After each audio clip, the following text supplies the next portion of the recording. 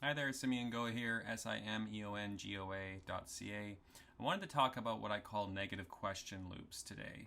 And a negative question loop is something that is the opposite of just a regular question loop that is often talked about in messaging and is often talked about in terms of visual communications as well.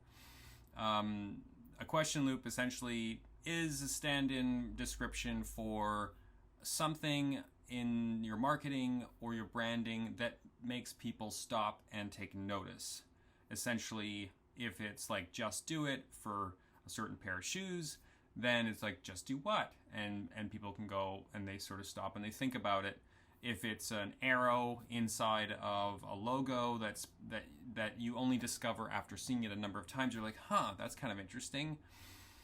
These things help to compound interest, help to build interest and win the people who use them time.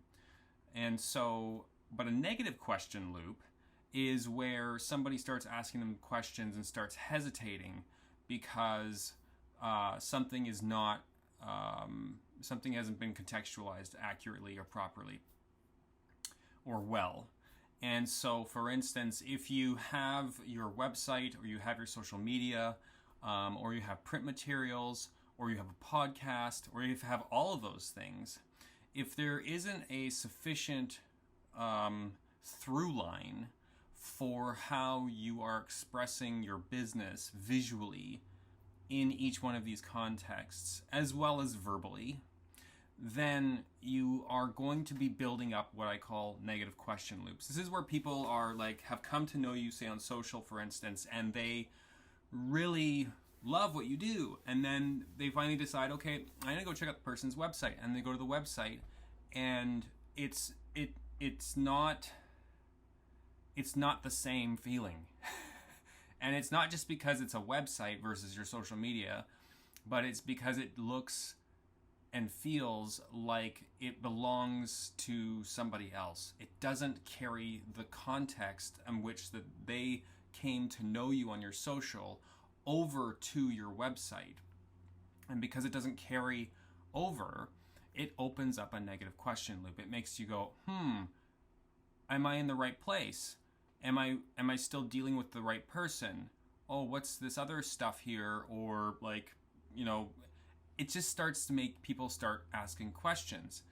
And those questions are getting in the way of them reading the content, engaging with the content that's on your website, and possibly booking or possibly sending an email or possibly just going, hey, cool, this is a great website. I want to come back to this later. I'm going to bookmark it.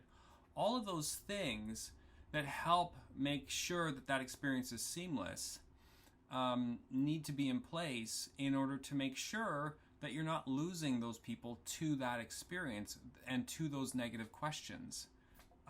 If you really are there to help people and really are there to build that connection on social media, for instance, and then when they come and knocking on your door and they're not sure what house they're going into anymore, that's a challenge, and that's something that you really have to consider if you are at your stage in your business where you are offering services to your clients and to the people who've been following you on social media. So that's what I call a negative question loop. Take a look at how you're showing up in your variety of different platforms, and see whether or not you can really assess, hey, yeah, how I'm showing up here is helps to contextualize things across a variety of different platforms, a variety of different places.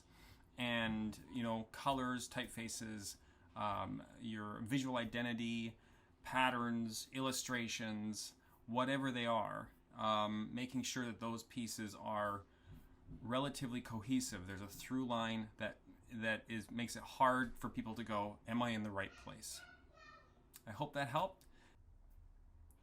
And let me know what you think in the comment section below or to the side.